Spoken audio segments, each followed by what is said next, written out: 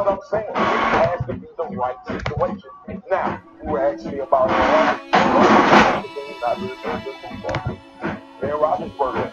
Look at his talent. He can listen to him. You asked that about that. Marcus something? Sure. Marcus, one quarterback in NFL history won a Super Bowl with the wrong situation? Take time out with it. Marcus said, one quarterback have to be in the right situation. I'm asking you, what quarterback won a Super Bowl with the wrong situation? Take time. But we've got to be on a good team. My point is, the quarterback that you're paying $30 million to, you're paying him $30 million to cover up your deficiencies. Oh, wait a minute. Okay, but what I'm saying is, if we're going to pay Dak market value, if we pay Dak $25 million, all right, you know he falls right under every quarterback that has already either won a Super Bowl or been to one. Like that's the tier he would be in. If they pay him that amount of money, that's the tier he'd be in. Oh well, and I see a whole bunch of guys in the league get paid that much that ain't taking the playoffs. Right, and that's the problem. They got paid that money before their team. He did already. Wait a minute. I didn't say the playoffs. I said the Super Bowl.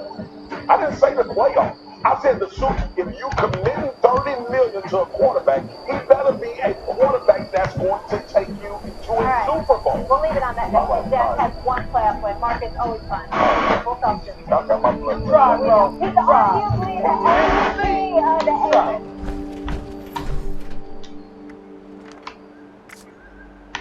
Look, there's a difference between skill and talent and greatness. All three are different, right? Or how good you actually are.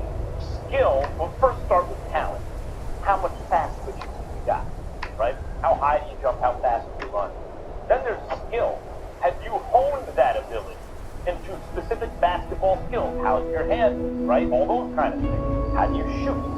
And then there's, can you take that talent and skill and channel it in such a way as to make you an excellent player? Here is Kyrie Irving. Problem today. That's why I don't think the Knicks are the right fit for him. In fact, or even when you talk about which team needs him the most. I had some communication with an extremely intelligent basketball executive for whom I have a great deal of respect, who told me Kyrie Irving is not a great player because you cannot shoot that many mid-range shots, and by the way, convert them as inefficiently as he does and be great. So Kyrie Irving has tremendous talent, and skill is off the charts. Like, he may be, when you talk about talent, skill that way, the best who ever lived. Like, who has had that level of talent and have channeled it to that kind of skill, that handle, shooting, and finishing? It's amazing. But decision-making, in terms of the way he's going to go about the game, in fact, leave him as a lesser player than he might otherwise be. Now, the Knicks don't have a guy who can get him to get the most out of himself, and therefore he will not be able to take the Knicks to the promised land.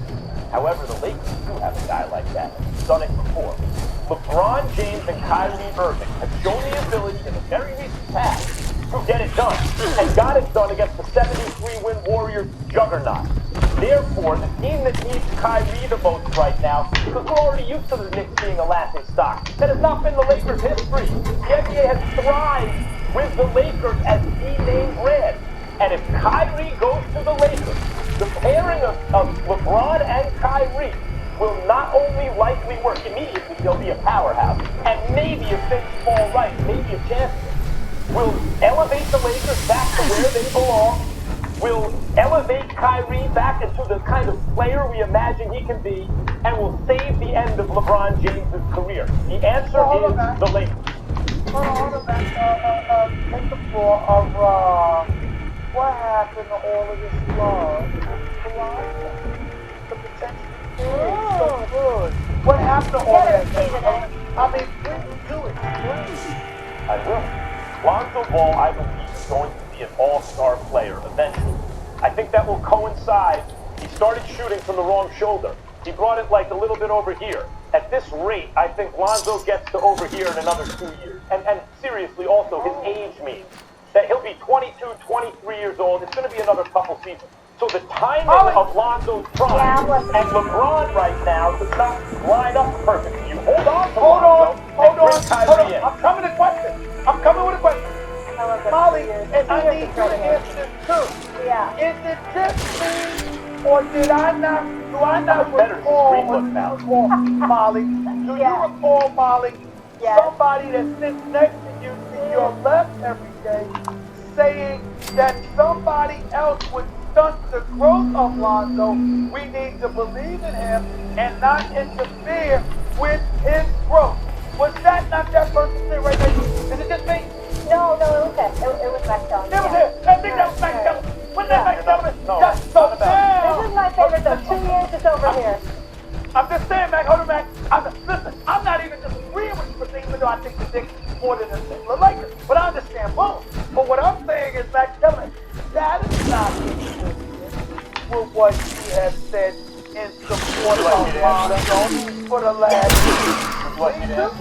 The perfect is the enemy of the good. In a perfect world, the Lakers would get an off guard who could really, really shoot. And by the way, get another, Brooke Lopez and a superstar, and they could all shoot around LeBron. We know that. And Lonzo. What's the point? But this is not a perfect world. So would Kyrie be a perfect fit with Lonzo? No, but it can absolutely work. Lonzo Ball's value is not just wrapped up with the ball in his hand.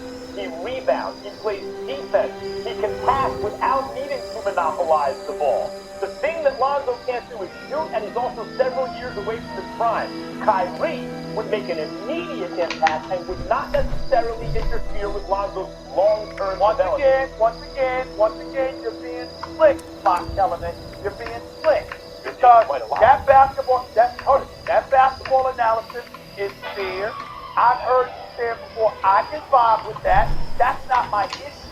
My issue is that when we brought that to your attention just weeks ago, you were talking about Lonzo Ball. Let's make sure that we don't do anything to stunt his growth. That ball needs to be in his hands. He is a point guard. That's what he does. This is what you say. This is what you say. Here's the problem. Stephen A. is on this show. I see him on Get Up in the Morning. I see him on Sports Center. He's doing basketball coverage. He's doing Sports Center special. He's flying all over the world. He's winning in customs. The whole thing now is back went out. Stephen A., you have me confused with someone else. Did Mike Greenberg say this? I know he has the same kind of beard, like this. I never said do not bring anyone else into the Lakers because I said I believe Lonzo at the point guard spot. I think at the point guard. You said you talked about the importance of protecting Lonzo, not giving up on him, and more importantly, not stunting his growth. You talked about the other needs that the Lakers had and how that should be far more of a priority than feeling the need to bring in another point guard. Let me ask you something, Stephen A. That's what you say. There's a show on ESPN, and there's a promising young opinion on that show. And ESPN believes they should develop that opinion. And then Stephen A. Smith becomes available for the show. Is it more important for them to put Stephen A. Smith on that show or to cultivate the young? Well, it was more important to bring. Well, then you are in this instance Kyrie. So predictable. Oh my God. You play to his ego. It works. And that's how you want it. I got one thing to say as we close this segment. I just recall a different argument, but go ahead, Bob. Does Harden deserve to be first team All-NBA? Nope. Oh, first of all, deserve's got nothing to do with it. Either you are or you aren't, and I'll explain that in a second. But you want to use deserve, fine. The answer is no. There is no such thing as the regular season. I'm done with this. I don't care what the rules are. There's simply a season. The postseason in basketball is up to 2 months long. Those are the most important games by far. Not the regular season doesn't count. As I said, it's one big season. The postseason is simply much more important. Almost every MVP caliber player who's ever lived, his team has made the playoffs. Not everyone. AD, they didn't make the playoffs this year, but almost everyone. I don't want to hear about the regular season. We're talking about the season as a whole. And I don't want to hear about positions. Playing positions in basketball, stop. As long as you're not putting the 5 guys under 6'6", and you're fine. And by the way, how tall is Draymond Green? He plays him at the 5, right? No. Here's what it is. It's simple. Is LeBron all NBA? Yes. No. KD, Kawhi, Freak, Steph, that's 5 teams. And I can't say that's a 6. Those 5 teams, where's James Harden? Not there. I'm sorry. And here's the real simple way to do it. I talk about this in boxing.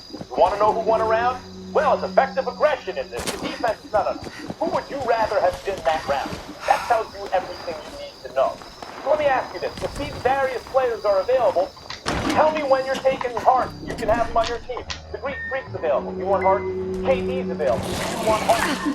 Kawhi, LeBron, Steph. Tell me when you're taking Harden over one of those 5 guys.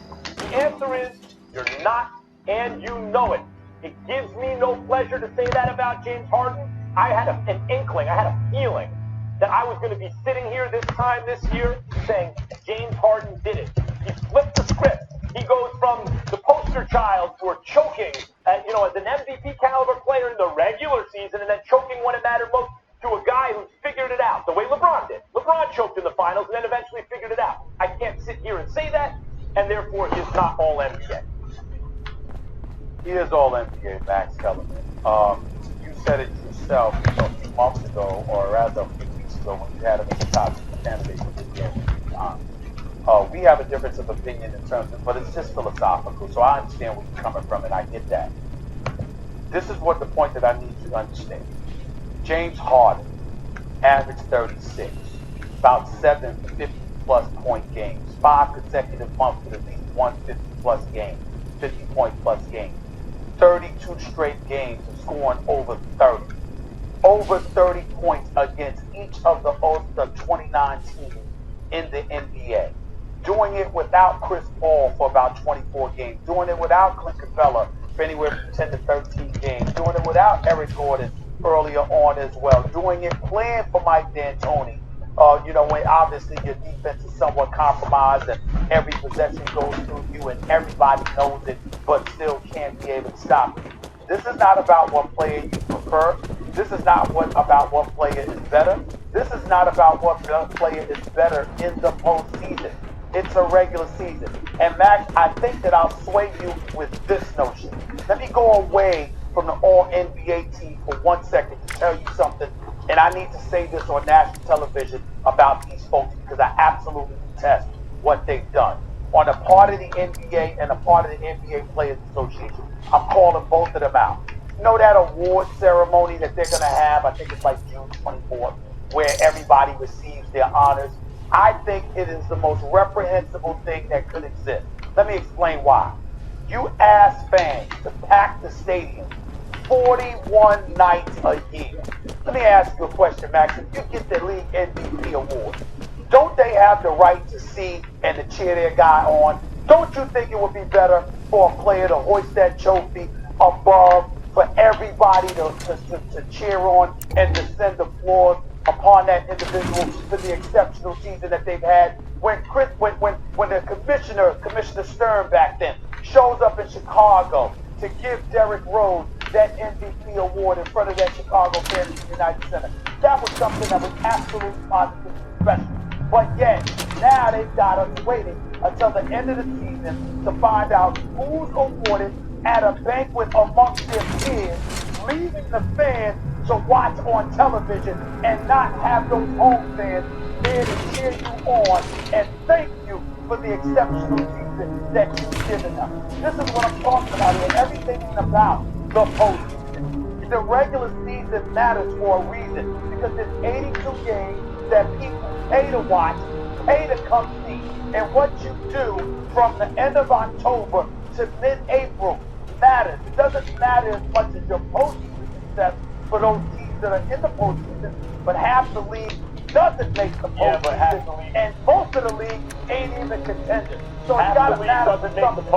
Half the league doesn't make the postseason because they don't have an All-NBA player. I mean, like, 8 of these teams didn't make the postseason this year, and in fact, that's why I don't have the top 5. I can't see a Steph Curry team missing the postseason, so I can't put AD over Steph, even though my inclination is to do so. I think it's very, very, very rare in the history of the NBA that an MVP caliber player is on a non-playoff team. I understand they don't chance the play, but a non-playoff team is exceptionally rare. And I'll say this about the regular season. I understand what you're saying about paying companies.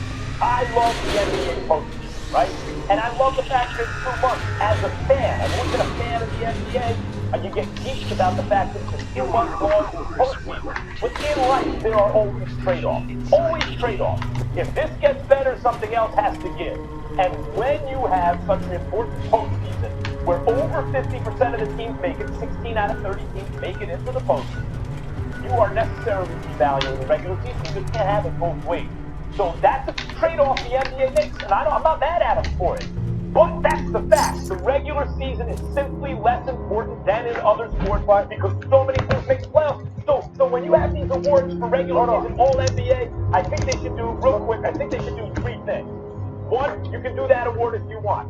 2, before you get to the finals award, I think you need playoff, postseason award. And then 3, I think you need an overall award factoring everything Amen in. to that. That's really what we're talking about.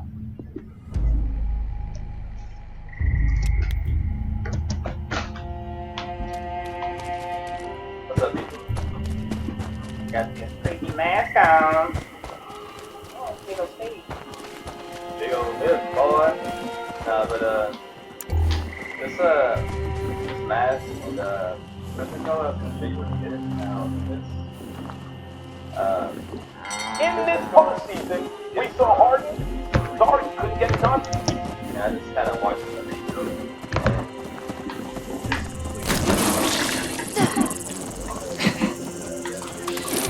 Actually, so you can wear, you have a mask, you have a hat on, so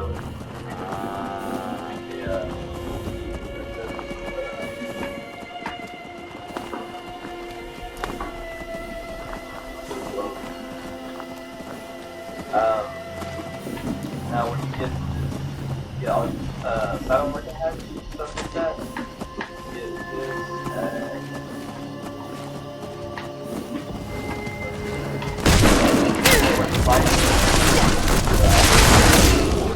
backpack mask, I would say it, and there's a lot of worker hats all here.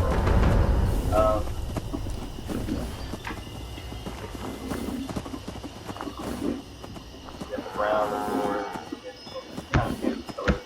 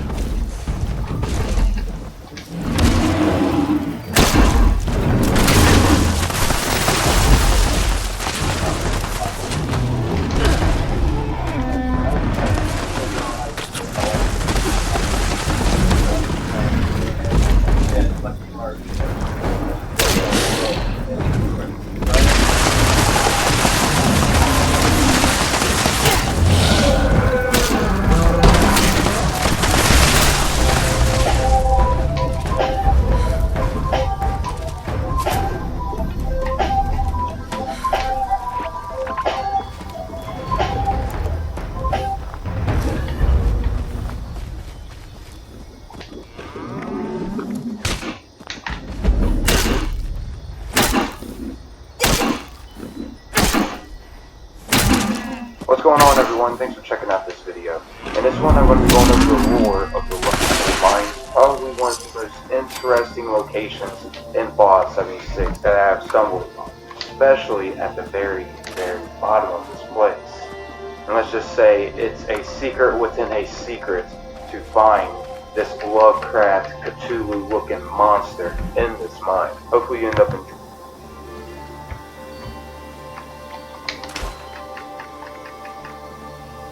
What's up, people? Got this creepy mask on. Oh, big old stage. Big old lip, boy. Nah, but this mask and Prismacolor, I was gonna show you where to get it. Now this Prismacolor you get from the Eastern Regional Penitentiary. And I just kind of walked in the main building, and it's completely right here on the desk here. And it's actually a third accessory, so you can have a mask, you can have a hat on with it. So it's just completely a third accessory. But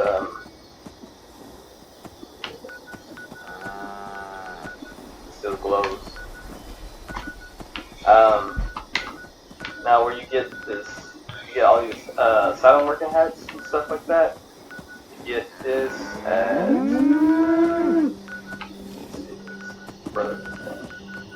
the Fort Defiance is where I actually found the Fashmax mask, however you say it. I don't know how to say that thing. And there's a lot of these worker hats, and they're all different.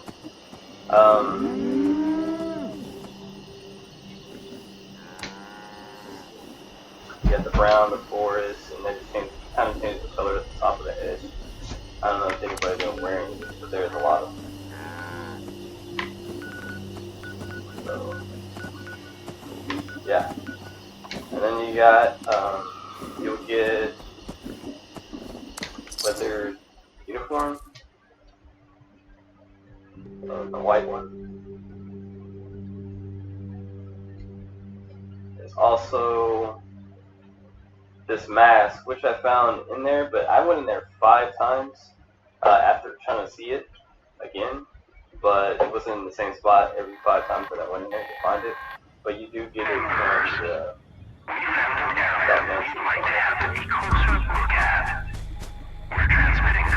at Fort Defiance. Alright, I was just trying to quickly show y'all how to get the color, because a lot of people weren't right about it. Yeah, if you like any of our videos, as well appreciate it if you like and subscribe, and stay with.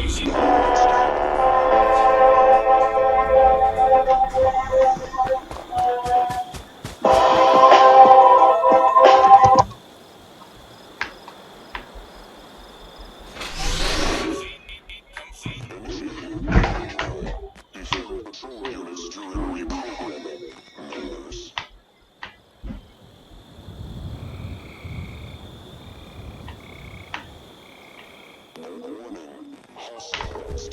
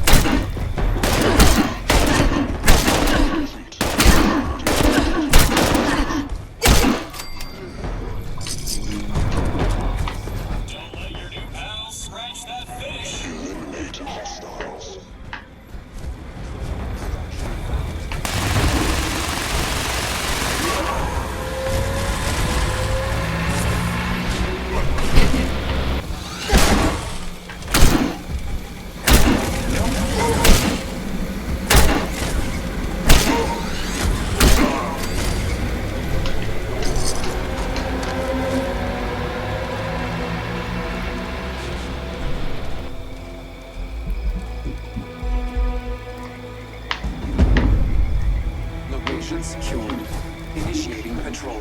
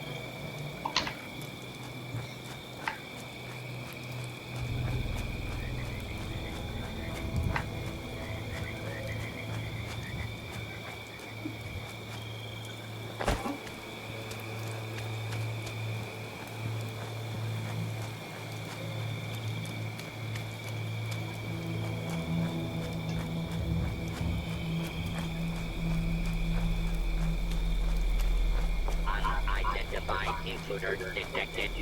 Beginning.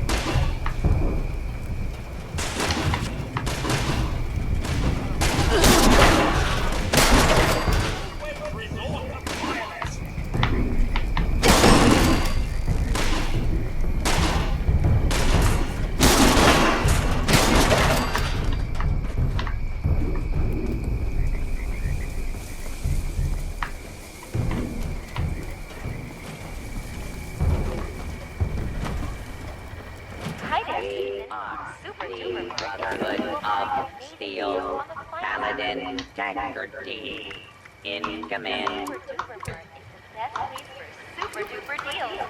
Welcome! Hello, please see our helpful automated staff if you need anything at all. Welcome to Super Duper Mart, future of grocery stores. The Brotherhood has commandeered this supply station.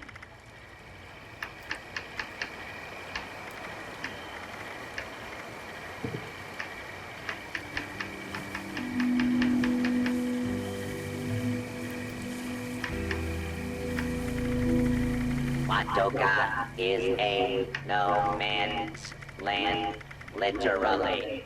Watch out for the Brotherhood robots.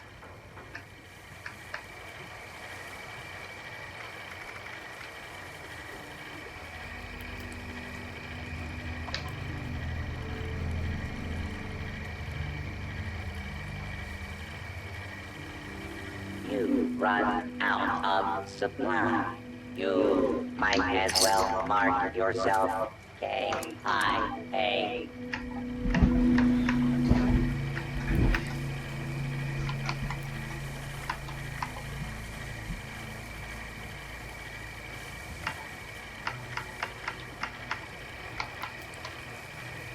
Free supply here, citizen.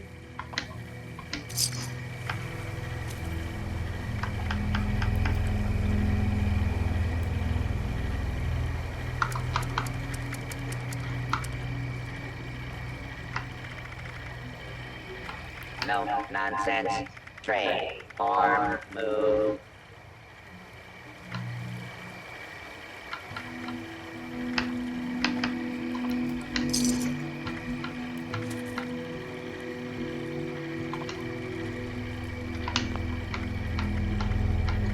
We are the Brotherhood of Steel. Paladin Tackerty in command.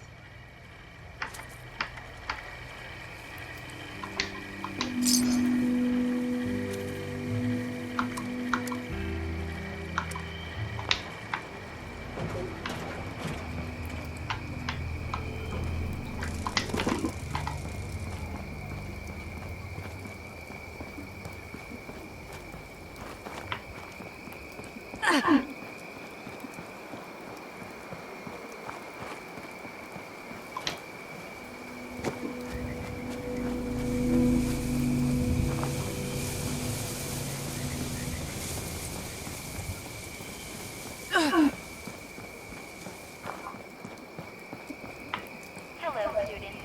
Toga High School is here for you. Toga High.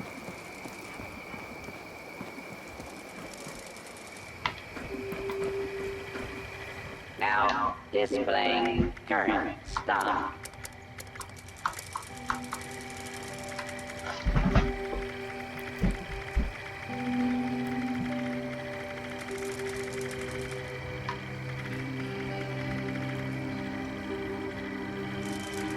Ready to initiate trading.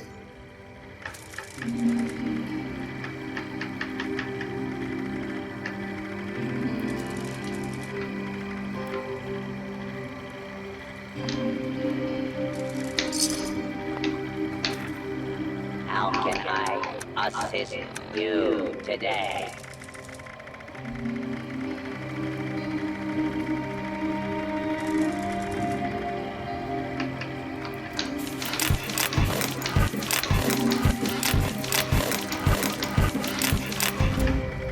Ready to exchange items.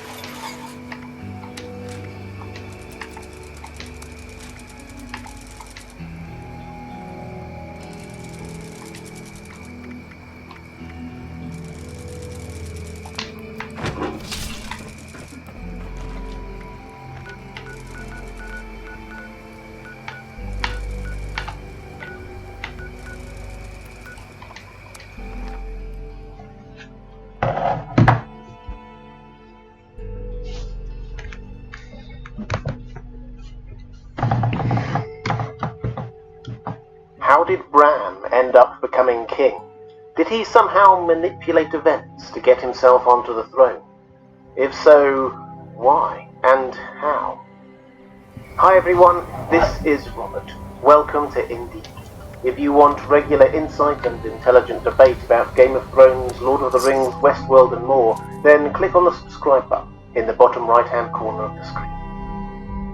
When, in the finale of Game of Thrones, Tyrion asked Bran if he wanted to be king, he said, "Why do you think I came all this way?"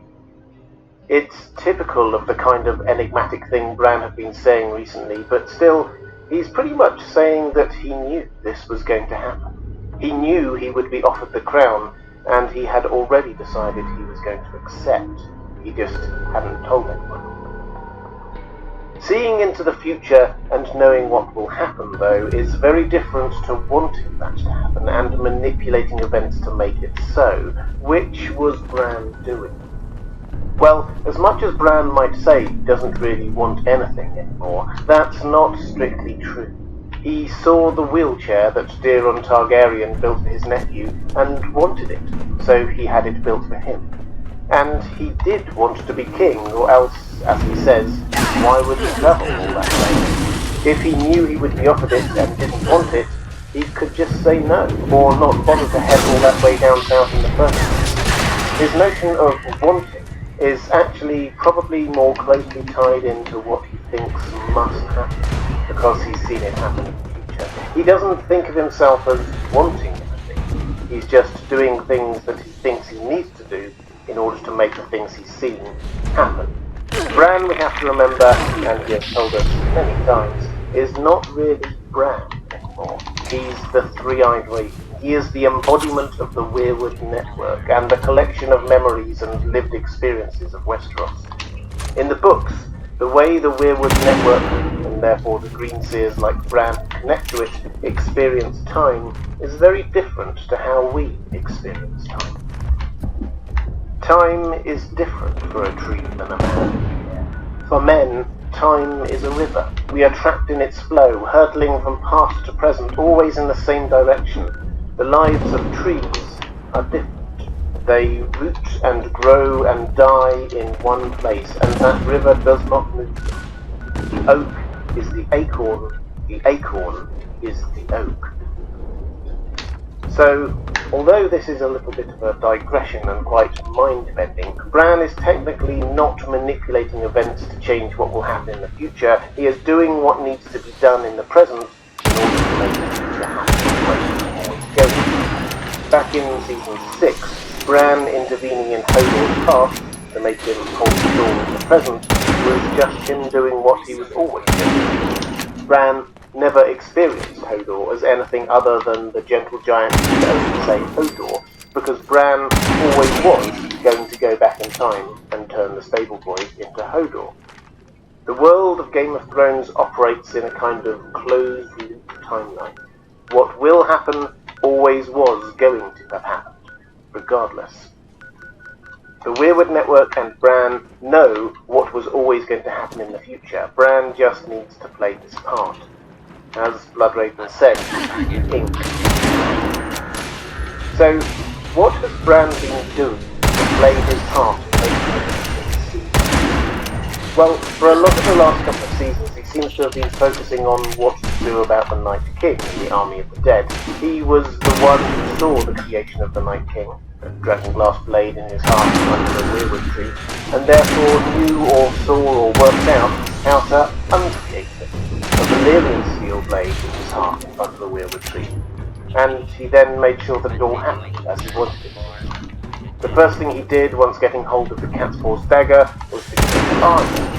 He then made sure that he himself was in front of the weirwood tree, and when he needed a few extra seconds before Arya got there, he told Theon that he was a good man, bolstering his self-belief and leading to him holding back the Night King. But what else has he done? What has he done to influence events in King's Landing? Well, he told Sam to tell Jon about his true parentage, which started the chain of dominoes forming, because Jon told Dany, and then Sansa and Arya, and Sansa told Tyrion, and Tyrion told Varys. This broke apart Jon and Daenerys' relationship. relationship and led Danny to think that everyone was friends there. It played a part, an important part, in everything that followed, including the burning of King's Landing.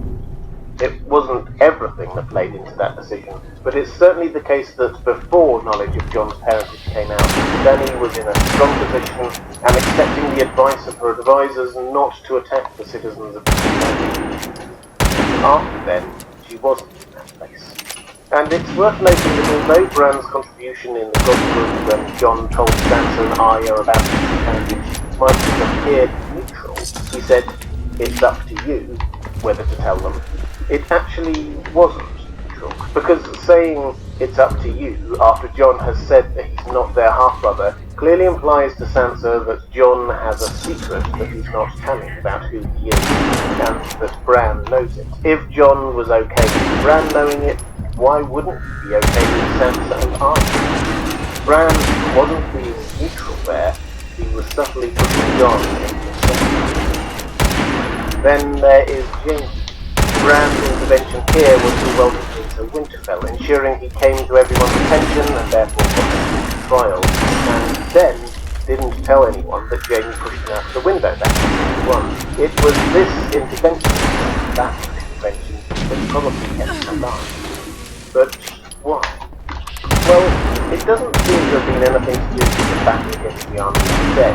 Jaime played his part in keeping back the hordes of whites, sure, but I don't think anyone could say that he was pivotal in the real battle to kill the Night's King.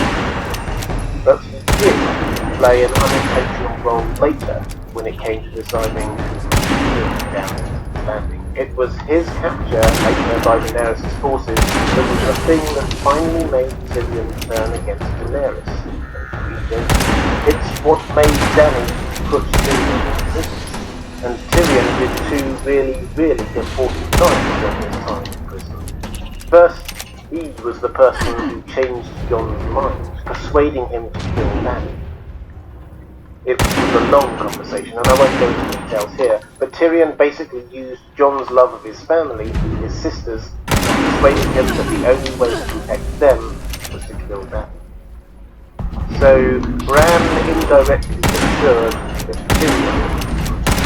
The first thing he did was to get Jon to kill Daenerys, first in possession of the throne. The second thing he did was lots of thinking, and came to the conclusion that Bran made king. But you might say Bran hadn't seen Tyrion for months at that point, and he didn't say a thing in the Great Council before Tyrion started to speak. How could he have possibly influenced Tyrion, besides the fact that well, let's go back to the two really important, but quite overlooked interactions Bran had with Tyrion after the first was when Bran told Tyrion his story. It was a cause of much curiosity for me that no one had seemingly asked Bran what had been going on with him to turn him into this three-eyed raven, at least not on camera. With retrospect, this was probably just the showrunners trying to get us to focus on this one occurrence when Bran does tell his story. He told Tyrion. And Tyrion seems to have come to the conclusion that the new monarch had to have a good backstory to help with, well, propaganda, to be honest. So Bran made sure that his story was uppermost in Tyrion's mind while he was thinking things over. And the second time Bran and Tyrion conversed, Tyrion suggested that Bran should be born in Winterfell, a powerful role, and Bran dropped in that he didn't want it because he doesn't really want anything anymore. This is important because Tyrion slowly came to the conclusion that the person who was best suited to be king is someone who didn't want the job. Varys said that to Tyrion to try to get him to switch to Jon, and after Varys' death, Tyrion says rather rejectedly that Varys was right all along. He should have listened to Varys. Tyrion couldn't pick Jon anymore for him. That would be controversial rather than pick Dany, but did know one other person who apparently didn't want to move, and therefore Bran also in that conversation, incidentally and I'm sure, mentioned that he still cares for the time that he did in his neck.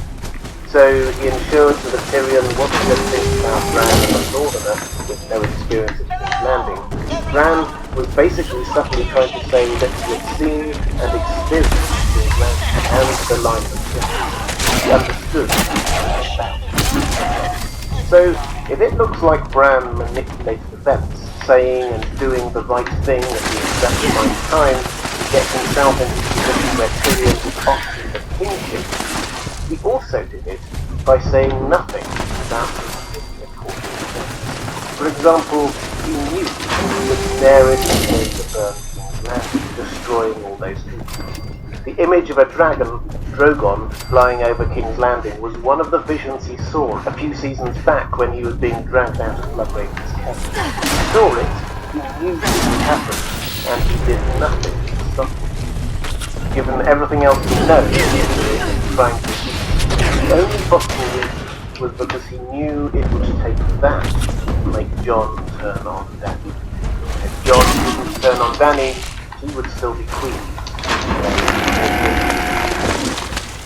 This gives Bran a sense of the throne a slightly dark twist. He wasn't just manipulating people to get what he wanted. He was knowingly allowing tens or hundreds of thousands of people to die in order to achieve it. Is this really what Bran Stark and the Dark Sun? Well, this brings us back to one of the points we started with. Bran is not Bran anymore. He is the Three-Eyed Raven. He is as much Bloodraven as he is Bran, and as much every other Three-Eyed Raven there has been. And the Three-Eyed Raven has clearly been planning this even further back than these last couple of seasons. The Three-Eyed Raven chose Bran to be the new Three-Eyed Raven because of who he was.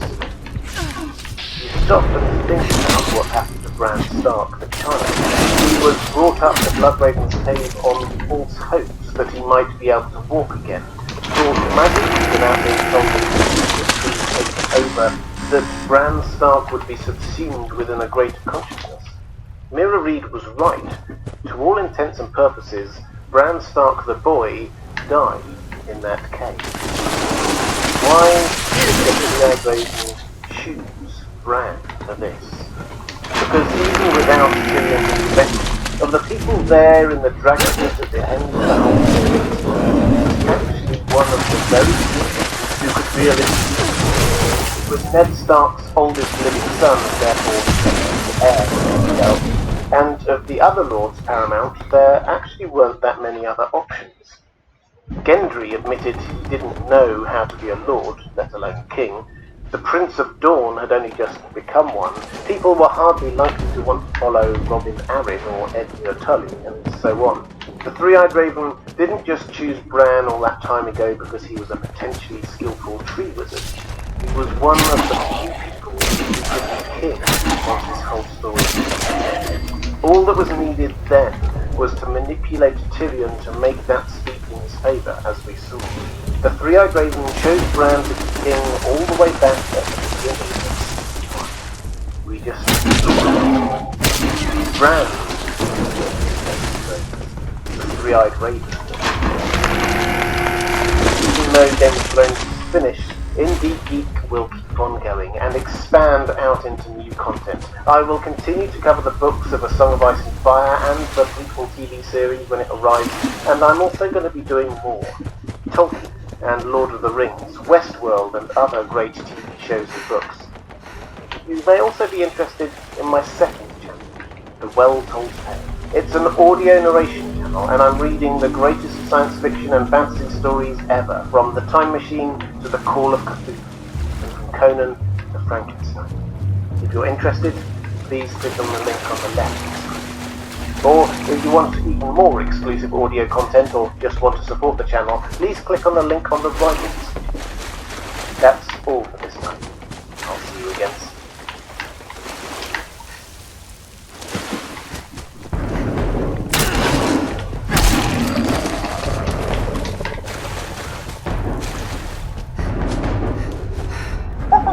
The Joe Rogan Experience. I was ringside when Deontay Wilder knocked out Brazil. I was on my for that with my brother. Bro. Dude, that guy. I've been I've been in fights. I've been knocked out. I've been at UFC fights where dudes get knocked out. I have.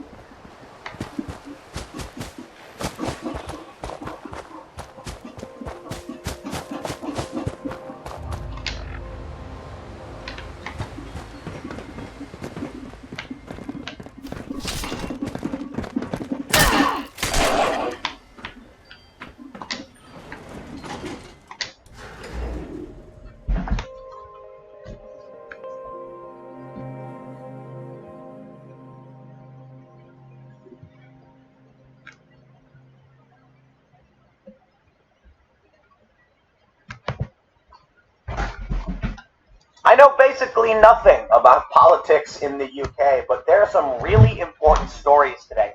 Theresa May tearfully resigned. This is a big deal because she, apparently, again, I'm not an expert on British politics, but she couldn't deliver Brexit properly, so she's out. Now we've got the Brexit Party, which is expected to win. I've got a story pulled up that breaks down proportional representation and how the vote yesterday went. For those that aren't familiar, European elections were held in the UK yesterday.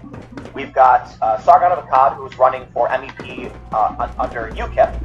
I don't understand necessarily the parliamentary system, so forgive me, Tommy Robinson was also running.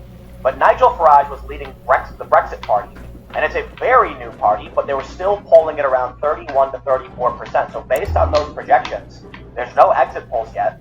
We still have to wait till the rest of the European elections come out, I believe, in 2 more days, 3 more days maybe.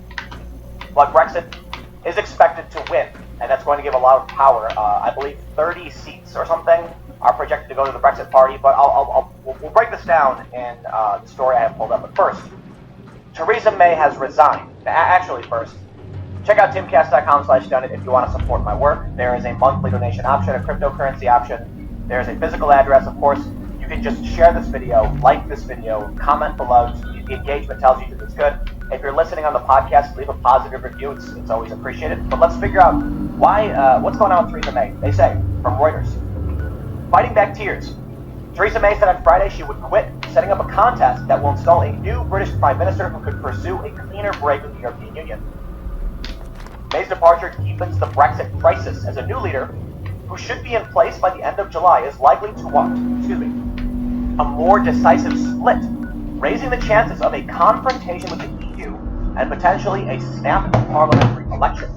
Her voice cracking with emotion, May, who endured crises and humiliation in her failed effort to find a compromised Brexit deal,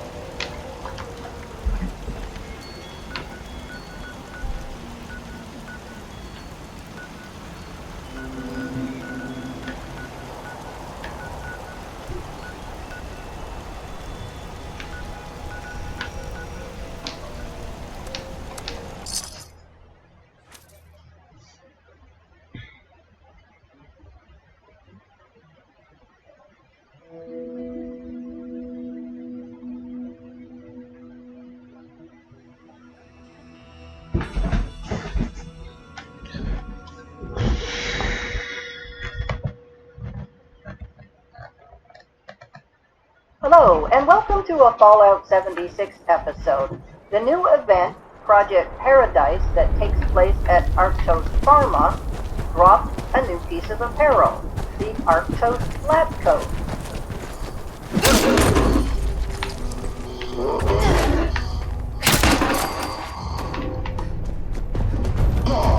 No special stats, but I know there are a lot of apparel collectors out there that want every single piece of apparel in the game. And it has a really nice dress shirt and tie, although in this video it doesn't show the tie. It does, in the other videos it has the Arktos Pharma logo on the back and really cool round patches on the elbow. There you have it. Brand new Arktos Lab Coat. At Thanks for watching, and see you out in the world.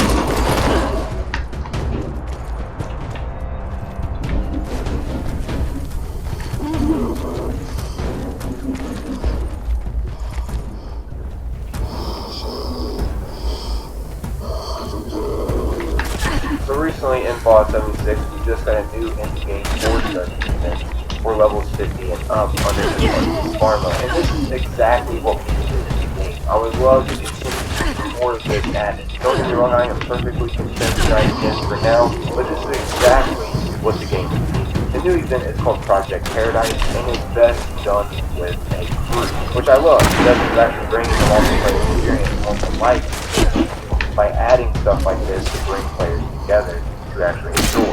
I know a lot of players that aren't up there and and I'm right there with you. Pretty much the only counting event that we had behind was the Forge Beast fight. Now we got this new in-game Forge event, and it's great, except for this bug that is currently happening to a lot of players. But in this video, I'm going to be going over how to fix that, in case some of you may be experiencing it. First off, to start this event, we're going to have to travel over to Arktos Pharma, which isn't far from Vault 76 whatsoever. Then we have to take the elevator down when we get here, which the elevator is in the main lobby of the area, not hard to find at all. Now this is where the bug keeps happening to players though. It seems a lot of players, including myself, when I was doing this, keep crashing when they go down to try to do this level 50 and up in-game content. And after hours of crashing, I decided to figure out a way to fix this, and I came across some information over just simply starting at an area away from Arktos Pharma. And that turned out to be my problem. All I had to do was spawn over at Gully Mine, for instance, since that's kind of close to Arktos Pharma, and then travel over to there. I couldn't exactly fast travel to that specific location and go inside the elevator for some reason. I had to like fast travel to my camp, which is right by Arktos Pharma, or travel there physically on foot from the Gully Mine up to there to get the location and not crash my game.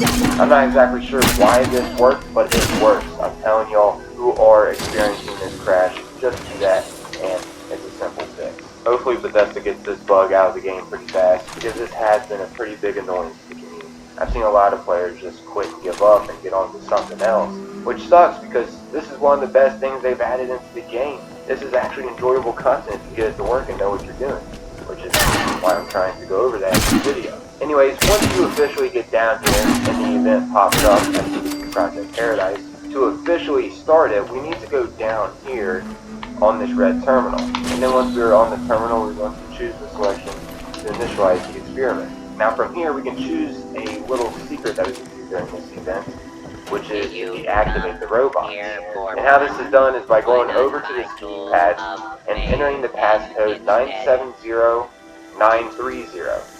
That code is figured out, by the way, by collecting all the lab biome codes around in each habitat, which can be kind of fine, but hey, the code is right here for y'all, so enjoy. Anyways, once you've gained access, you just want to rush down here in this flooded room, and on this terminal down in this room, you will find the shutdown code. Once you retrieve this, you then just go back up to that red terminal that we had to use to initialize the experiment to begin Project Paradise. And on this red terminal now, you will have the option, though, to choose to shut down the bots and have Quirkus take charge, which Quirkus is the quirky robot here. It's pretty beneficial to do if you want to save ammo during this event, I will say. Heck, maybe even if you use stems or even deaths, because as we know, those assaultrons can be amazing weapons at that time. Anyways, now how we complete this in-game event. Once we start it up, we have to deliver specific things to the Trom, as you can see, for example. Now, there are 3 different habitats down here that will have to deliver things to this mechanism. Each habitat will require us to gather different specific things. For example, for Habitat A, we will be required to take out the rat stag and collect the venison to deliver to the Trom. Each 20 we manage to get in the mechanism will boost us up a rank, and there are a total of 3 ranks. If you manage to get rank 3, you'll get the best friendly possible in that specific habitat. For instance, Habitat A, again, for example, there is a level 91 glowing friendly death ball that we were able to get, once again, if we get to rank 3, which will have to deliver 60 different venisons to get to that rank. And the reason why this is crucial to do, because the higher the rank you get, the stronger your friendly is going to be, and the easier it'll stay alive. That is the overall objective over Project Paradise. Basically, we summon this creature and we just have to protect it while taking out the alpha that comes after us, which I think is pretty awesome. Sure, you can dodge the alpha all you want, but you can't get the creature to dodge the alpha all you want. So in that perspective, it makes it more challenging, which is why it's best suggested to get the highest rank possible. Anyways, yeah, that's Habitat A. It's loading deathfall friendly, and you'll have to fight a level 100 alpha sheep squad. Habitat B will be located this way from the main lobby, which, by the way, you can maneuver around the habitat by the main lobby. It connects to all of them. Just get to know the area a little bit if you aren't familiar with that quite yet. But yeah, Habitat B is over here, and during this one, we'll have to collect toxic sludge, which is gotten from these rad rats around in this area. We can also find toxic sludge just laying around there. It's not too hard to find because, you know, it's glowing. Anyways, max rank here will spawn a Mega Sloth for our friendly, and a level 100 Alpha Grapton monster will spawn here for us to fight. Which this thing is a beast. It typically one-hits players easily. So, watch out. Anyways, last up on this list is Habitat C, which is located this way from the main lobby. Just thought I'd share this with you all, just in case you guys aren't too familiar with this. But yeah, this at the moment seems to be the most difficult to get to max rank.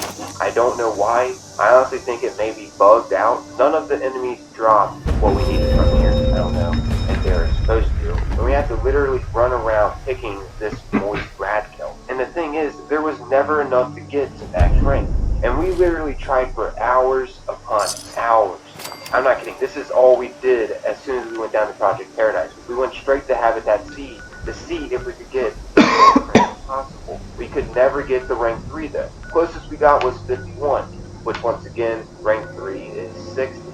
Each 20 gives a rank. So 20 kelp would be rank 1, which is a Mirelurk friendly. Rank 2 would be 40, which is a Mirelurk hunter. And then the next rank is 60, which we never got to. We just kept getting a Mirelurk hunter for our ally. Which, don't get me wrong, he was able to survive the fight against the alpha pretty easily, but I still wanted to get a Mirelurk point because I believe that's what our friendly would be here. My team and I just could never get it to happen. Once again, I believe it may be bugged, or you just got to be extremely swift on doing this. But once again, we were at this for hours and we just could never get it. Anyways, yeah, I guess that's our wrapping up this video, everybody. Hopefully you found this enjoyable. I just thought I'd make a thorough guide over this. Maybe sometime in the future I'll go over all the rewards that you can get from this place. At the moment, I don't think I've gotten every single reward. But yeah, this is the gist of how you do it. You're just going to have to go to each habitat and collect certain things and deliver it to the mechanism and eventually get your rank up. And then after a while, the alpha will spawn. You're just going to have to try to get your friendly to survive the fight against the alpha. So pretty much, it's pretty straightforward. The only problem is getting to rank 3 so you actually have a friendly that can survive. That's the tedious part. But yeah, I'm out of here, everybody. Thanks for taking the time, watching and listening. And if you found this enjoyable, consider leaving a like. And hey, if you're new around here, consider giving my channel a chance by sticking around and subscribing. That's always greatly appreciated.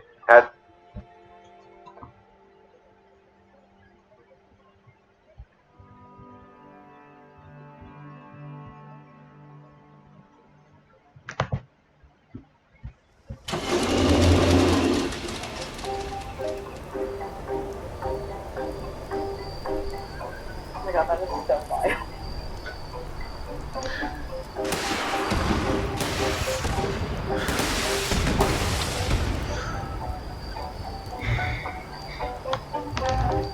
Today we are at New Japanese Tapas in Richmond, and it is home to the Insta-famous beer ramen. We did a video about the beer ramen a few months back. When I first saw this, I was so shocked. The beer ramen was one of those things where like I had so many questions. Is the broth actually beer? Does it taste good? What does it taste like? Is it worth like the hype? So to be in Vancouver, in front of the restaurant where it all happened, I'm super excited to try it out. Let's go do it.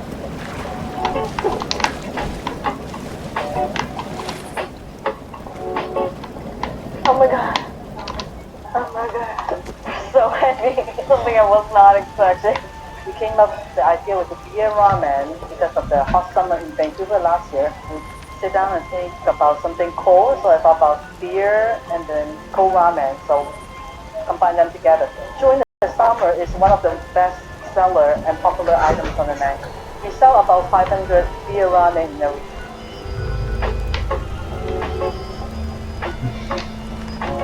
There's actually no beer at all. Looking at it, basically the beer was just replaced by the bonito broth, the fish broth. The foam on the top is made of gelatin and the broth. The beer ramen is not only beer ramen itself, but come with either the choice of deep fried boneless chicken or deep fried vegetables.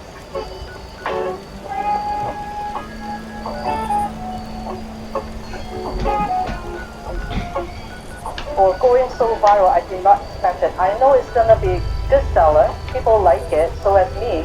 But I didn't know it's gonna go that far. The reaction is kind of exciting and wanted tempted to try it out.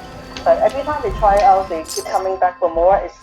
They like it and very refreshing for the hot summer. And I'm also like totally in awe about the foam of the beer that's like on top, because it actually has these little bubbles that resemble like the head of a beer. It is truly unlike anything I've seen before. Oh my god, that is so nice.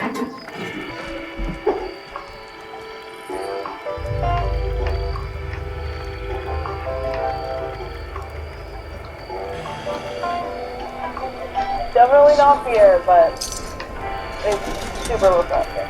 Because we're adding wasabi and scallions and nori into the already cold broth, it tastes like Japanese dipping soba, and just basically beer made with a bonito dashi broth.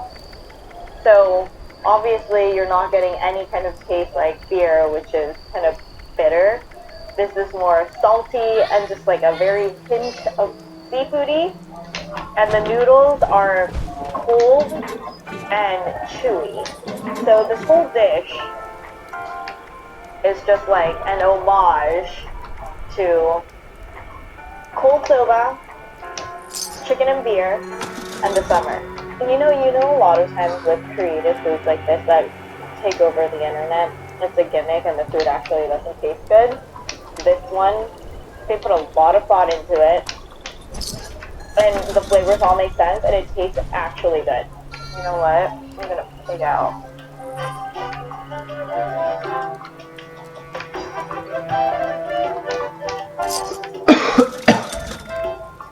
I leave satisfied. There, we're done. No, we're not done. We're not done until I say that I'm done, and I'm not done.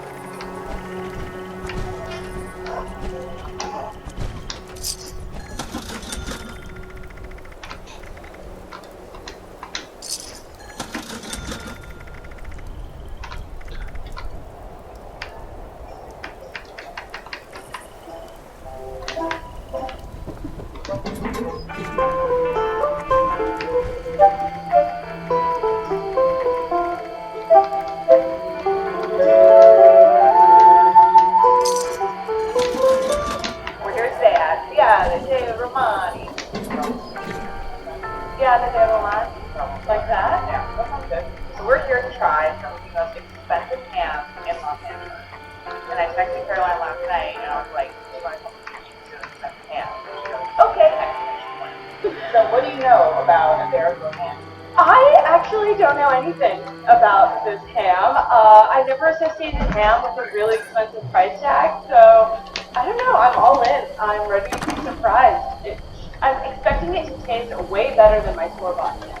Let's go inside, let's find out what's the most expensive ham ever had on that way. Let's go.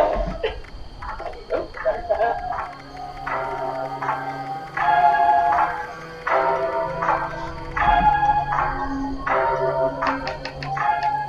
So the Iberico is a kind of legendary ham out of Spain. We received ours from a company called Cinco Jotes. That means the kind of 5 areas, there's the 5 different places that they kind of farm the pigs, and they have been very traditionally great areas, so they kind of bought up certain properties in each, and then have raised the Pata Negra or the Blackfoot pig that is the one for the Hamon Iberico, probably going on 75 years at this point. Acorns are the main diet, which give the ham its nutty flavor and also its fat profile. We've been really, really happy with the quality of the ham. They are really about the third importer who have been allowed into the country. For us, it's around $800 to $1,000 a leg. It's relative to just the market, really, at the time. The price can fluctuate up and down all year long. And then we sell it for $30 an ounce. It is such a prized ham and so expensive, basically because of its rarity and how much the Spanish people themselves love it, that not a lot of it gets exported. Even in Spain, like the absolute top, farms that wouldn't get through the FDA approvals and whatnot to get into the country, they're purchased years in advance by families who just have a standing order for a ham. Jimmy, how many pounds do you think this is? Well, he said 17 kilos, and I have no idea what that means. Yeah. If you look right here, that's how much 17 kilos is. We have a spectator. Everyone is watching this ham, dog, pig. I mean, I told you to eat dessert. I should stick around a little bit longer. Well, I've never had cured ham before.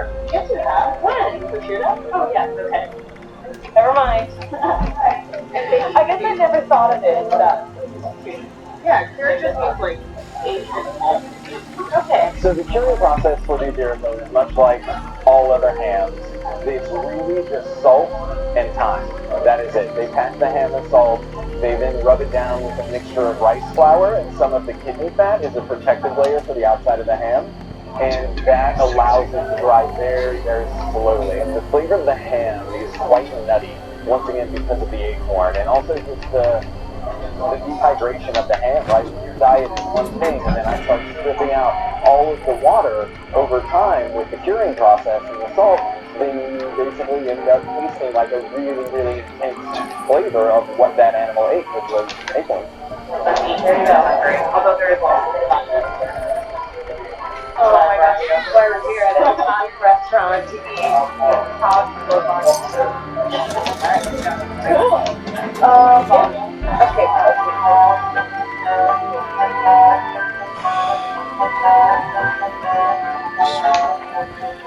Oh, ham. Oh, ham. Ooh. It is so delicate. This is like the perfect addition to everything else that we have on this table. Wow. Yes. We came here thinking we were going to get some ham, and we have this entire feast in front of us, which is really exciting. A feast. What do we have? We have lasagna. We have Pizza. Salad. Ham. Whenever I was thinking ham, I was thinking the cartoon hams that they would have at the table, and it would be like this big and be like. There's nothing wrong with that. There's nothing wrong with that. No, but I feel like this luxurious, fatty, nutty Spanish ham, Iberico. All my fancy food experiences come from her. This is an exciting day on the job yet again. Stick with me. Yes. Right. What do we try first? Do we try the ham first? Okay, and then we dig into the other stuff. We want to get in with the good stuff first.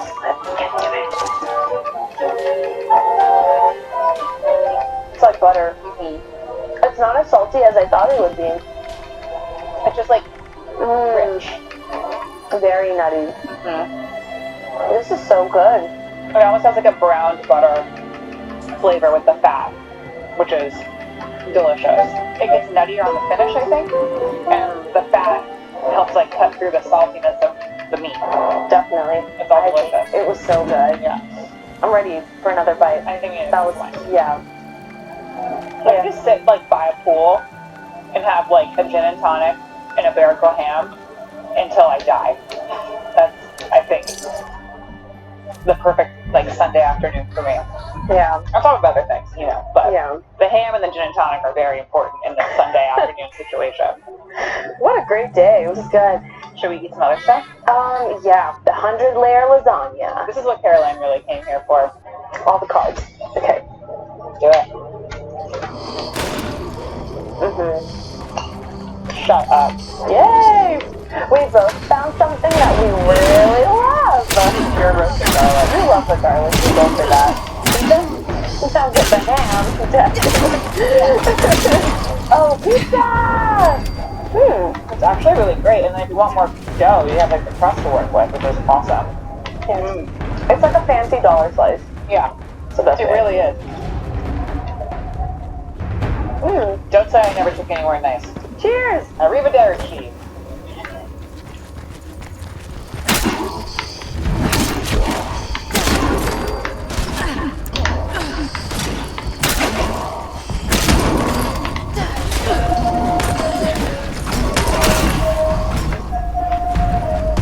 Adequate uranium volume extracted and processed. Carbon quantity increased.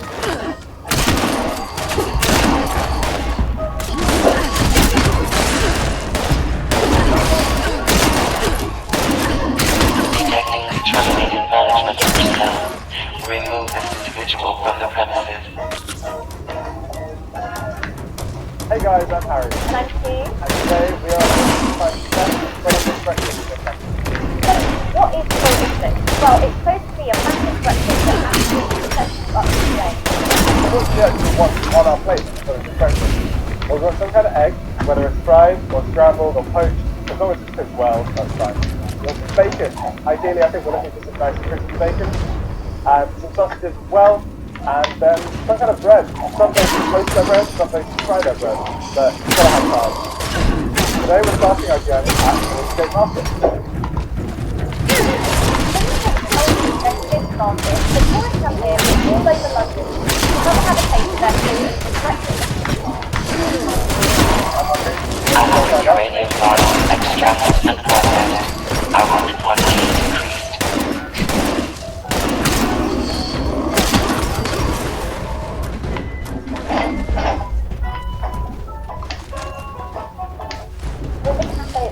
Market, and we've just been given this absolutely massive full English breakfast. So, I'm going to go clockwise around the plate. I'll start up here. We've got a sausage, it looks like a really good sausage, thick cut, proper pork. We've got baked beans, we've got the mushrooms, tomatoes, hash browns, fat bacon, fried bread, fried egg, and toast as well. Where do we start? Egg first, I think. Egg first? Go for it. Extraction complete. Extractors must complete cleaning and ventilation process before continuing operation. Please vacate. The fried bread is unhealthy, but it's not a diet option. I know, it's not healthy, but you know, they can use more fried bread on the fried bread, and it doesn't feel like it has to be Like, saying that at the end, like that. Right, you're trying to say something. Get them up with Christmas.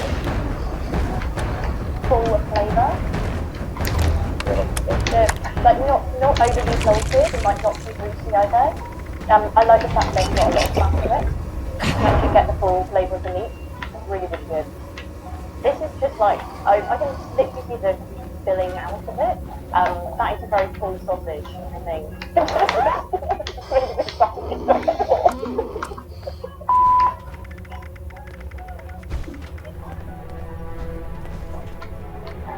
Not bad. Almost like a little bit of texture on that. Like, on the side of kind of like the nut.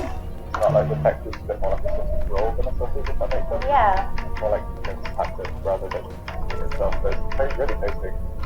It's got all the ingredients that you look for in a kind of classic English breakfast. Maybe not the freshest ingredients, but everything does have its place on the plate. And it's just a lot of food for your money, which is great. Next, we travel to Gallery Cafe in East London, which serves up an all-vegan offering for English breakfast. So we've been vegan for just over a year. We went vegan last year at the end of January. But the cafe itself has been vegetarian for 25 years. We serve vegan full English, which comes with classic vegan staples, Linden Carney sausages, with red onion and rosemary, scrambled tofu, which is cooked with spices, carrots, and onions and garlic. And we have roasted spinach, some pan-fried mushrooms, comes with homemade baked beans, which he cooks every day over the course of about 5 hours. We do get a lot of people who travel to come here. Sometimes we'll have people travelling here, they'll get a bit delayed or something, and they'll ring ahead to make sure that we've still got breakfast on. Yeah, it's something that we're looking to.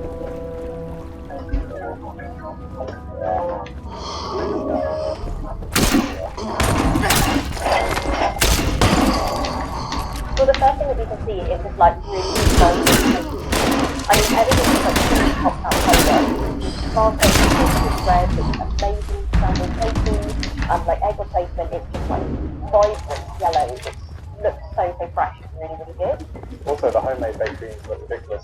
Almost more of like a stew than what you're expecting from traditional baked beans. So I'm really excited to see how they taste.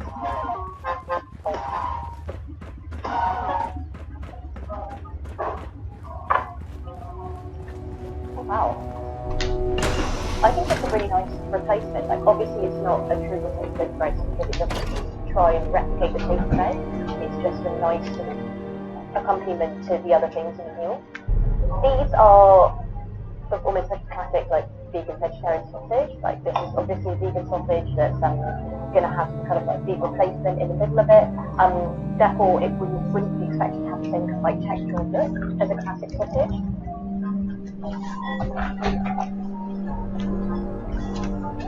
I mean, compared to the meat sausage we had at Filling Escape, I'd almost say I prefer this just because it's got more flavour and the texture it tastes more like a proper, like a well-cooked sausage.